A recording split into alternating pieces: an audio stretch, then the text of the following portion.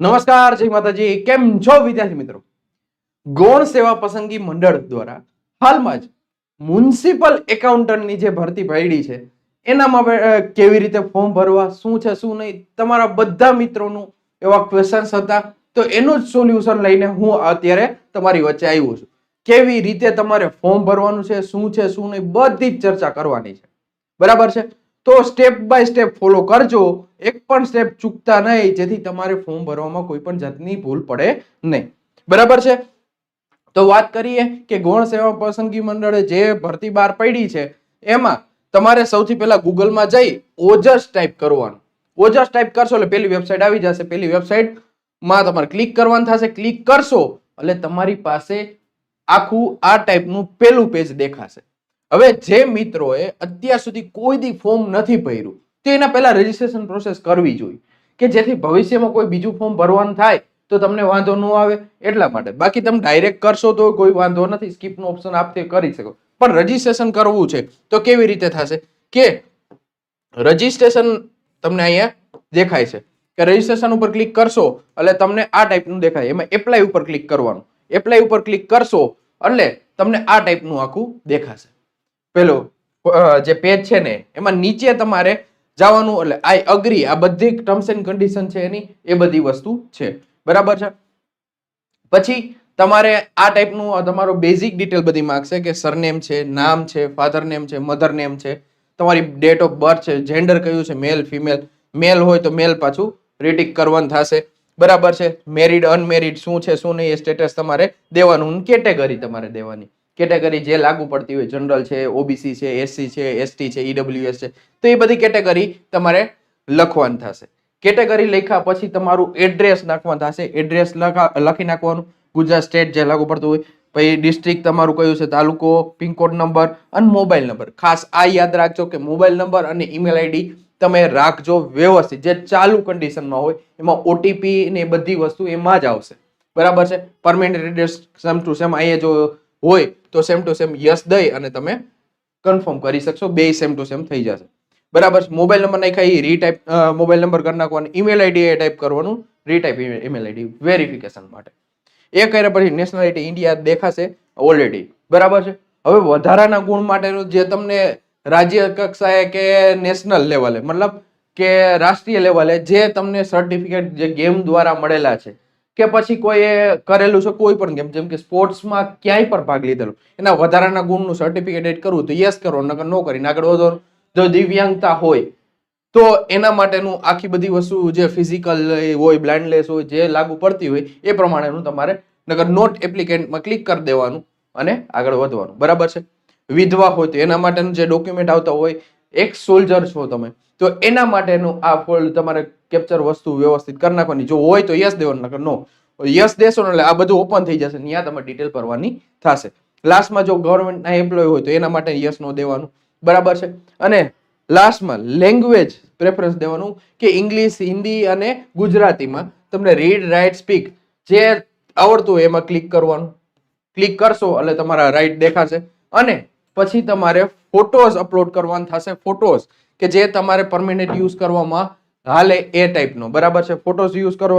તમને એનો માપ સાઇઝ આપેલું છે નીચે. જે ફોટો અપલોડ કરો છો તે 5 સેન્ટીમીટર લંબાઈ અને 3.6 સેન્ટીમીટર પહોળાઈ વાળો હોવો જોઈએ. 15 KB થી વધારે રાખવા નથી. ખાસ એ ફોટો સાઇઝમાં મેન્ટેન કરી અને તમે અપલોડ કરવાનું રહેશે. ચોઈસ ફાઇલમાંથી જઈ અને અપલોડ કરી દેવાનો એટલે તમને અહીંયા તમારો ફોટો દેખાશે. એવી રીતે સેમ ટુ સેમ સાઇન પણ અપલોડ કરવાનું થશે. સાઇનની સાઇઝ છે 2.5 લંબાઈ અને 7.5 સેમી પહોળાઈ અને 15 KB થી વધારે એ પણ નહીં હોય.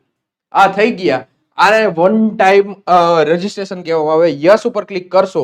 યસ ઉપર ક્લિક કરશો એટલે તમારું પૂરેપૂરી ડિટેલ ભરાઈ જશે. કેપ્ચર કોડ ટાઈપ કરશો અને સેવ કરશો એટલે વન ટાઈમ ઓટીપી તમારે જે 8 આંકડાનો હોય છે એ બધી વસ્તુ આવશે. રજીસ્ટ્રેશન થઈ ગયા. રજીસ્ટ્રેશનનો મેલ પણ આવશે અને એની પ્રિન્ટ પણ કાઢવાની થશે. એ પ્રિન્ટ કાઢીને રાખજો એટલે તમારે પરમેનન્ટ કામ આવે, કે જેથી તમારે ગમે પછીના એક્ઝામમાં તમારે ભરવાનું થાય તો વાંધો ન આવે. એપ્લાય ઉપર જવાનું, ઓનલાઈન એપ્લિકેશનમાં જવાનું. એપ્લાય ઉપર ક્લિક કરશો એટલે તમને અહીંયા જે ભરતી ચાલુ હોય છે એ દેખાડશે કે તમારે GSSSB માં ભરવું છે, ગૌણ સેવા પસંદગી મંડળમાં ભરવાનું છે. તેના ઉપર ક્લિક કરવાનું. એના ઉપર ક્લિક કરશો એટલે તમને જેટલી એની ભરતી હશે એ બધી દેખાશે. આપણે મ્યુનિસિપલ એકાઉન્ટન્ટની ભરતીની વાત કરીએ છીએ તો એના બાબતમાં એપ્લિકેશનમાં જવાનું. બરાબર, તમને કેટલા નંબરમાં 450 નંબરની જે એડવર્ટાઇઝ છે એમાં એપ્લાય ઉપર ક્લિક કરશો એટલે તમને આ ટાઈપનું તમારું આખું ફોર્મ ફિલઅપ ચાલુ થશે. એમાં એપ્લાય નાવ કરશો એટલે તમને બધી વસ્તુ થશે. જો અહીંયા તમને બધું નામ બામ બધું દેખાડે. બરાબર, કોણ ભરી શકે, ક્યારે કેટલો ફિક્સ પગાર ને આન તેન બધું બેઝિક ડિટેલ તમને આપેલી છે. 20 થી 35 યર્સ વાળાને ભરી શકે. બરાબર છે.